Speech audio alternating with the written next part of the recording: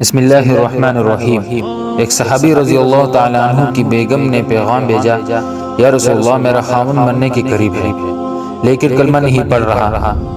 آپ صلی اللہ علیہ وسلم اس کے پاس تشریف لے گئے اور فرمایا، بیٹا کلمہ پڑھ لے، یعنی پڑھوانے والا اللہ کا نبی صلی اللہ علیہ وسلم اور پڑھنے والا صحابی رضی اللہ تعالیٰ عنہ تھے۔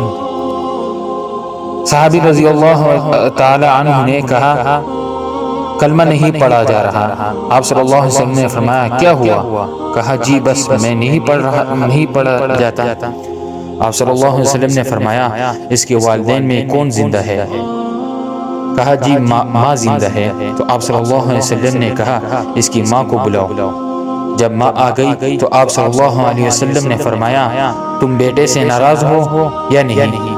تو کہا، جی یا رسول اللہ، میں بیٹے سے ناراض ہوں۔ فرمایا، کیا ناراضگی ہے؟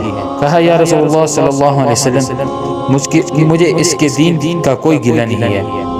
بہت نیک بچہ ہے، راتوں کو اٹھ کر تہجد پڑھتا ہے، نفلوں میں کھڑے ہو کر قرآن پڑھتا ہے اور دن میں روزے رکھتا ہے، لیکن بس مجھ سے جب بولتا ہے تو بدتمیز ہو کر بولتا ہے اور مجھ سے بدتمیزی کرتا ہے۔ اس کا یہ عمل میرے دل کو چیر کر رکھ دیتا ہے۔ آپ صلی اللہ علیہ وسلم نے فرمایا، معاف کرو گی؟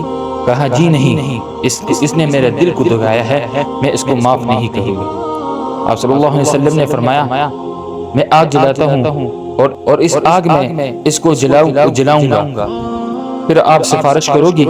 کہا، جی میں تو اپنے بیٹے کو، یعنی ماں نے کہا، میں تو اپنے بیٹے کو آگ بھی نہیں دیکھ سکتی، میں اس کی سفارش کرتی ہوں اور میں معاف کرتی ہوں۔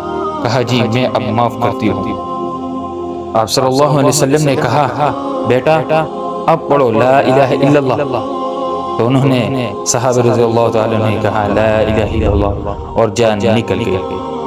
آپ صلی اللہ علیہ وسلم نے اس کے جنازہ پڑھایا، پھر اعلان کیا کہ اے لوگو، جس نے ماں باپ کو دکھ دیا، اس پہ اللہ کی لعنت، فرشتوں کی لعنت، اس پہ زمین و آسمان کی لعنت، اس کی نہ نماز قبول ہے، نہ روزہ قبول ہے، نہ صدقہ قبول ہے۔